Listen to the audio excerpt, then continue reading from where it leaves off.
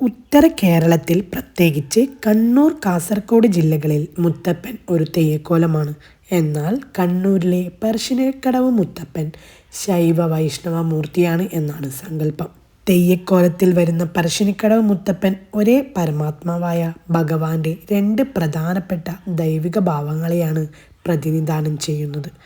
ചന്ദ്രക്കലയുടെ രൂപമുള്ള കിരീടം വച്ച് പരമശിവനെയും മത്സ്യരൂപമുള്ള കിരീടം വച്ച് ശ്രീ മഹാവിഷ്ണുവിനെയും.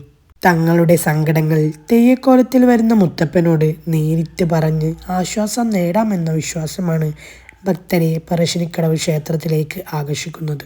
മുത്തപ്പൻ്റെ ഐതിഹ്യം പ്രധാനമായും പറശ്ശിനിക്കടവ് ക്ഷേത്രവുമായി ബന്ധപ്പെട്ടിരിക്കുന്നു.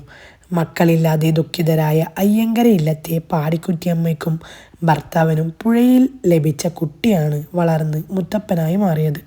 ഇദ്ദേഹം മഹാവിഷ്ണുവിൻ്റെയും പരമശിവൻ്റെയും അവതാരമായി കരുതപ്പെടുന്നു. ഇല്ലത്തെ രീതികളിൽ നിന്നും വ്യത്യസ്തമായി നായാട്ടും കള്ള്, മത്സ്യമാംസാദികൾ കഴിക്കുന്നതിലും വിശ്വസിച്ചിരുന്ന മുത്തപ്പൻ ഇല്ലം വിട്ടു പോവുകയും കുന്നത്തൂർ പാടിയിലെ ചന്ദൻ എന്ന വേടനെ ശപിക്കുകയും പിന്നീട് ക്ഷമിക്കുകയും ചെയ്തു. ഇതോടെയാണ് മുത്തപ്പൻ ആരാധന ആരംഭിച്ചത്. ഇദ്ദേഹം സാധാരണക്കാരൻ്റെ ദൈവമായി കണക്കാക്കപ്പെടുന്നു. ക്ഷേത്രത്തിൽ ജാതിമത ഭേദമന്യേ എല്ലാവർക്കും പ്രവേശനം അനുവദിക്കുന്നു. വർഷത്തിൽ എല്ലാ സമയവും മുത്തപ്പനെ കെട്ടിയാടാറുണ്ട്.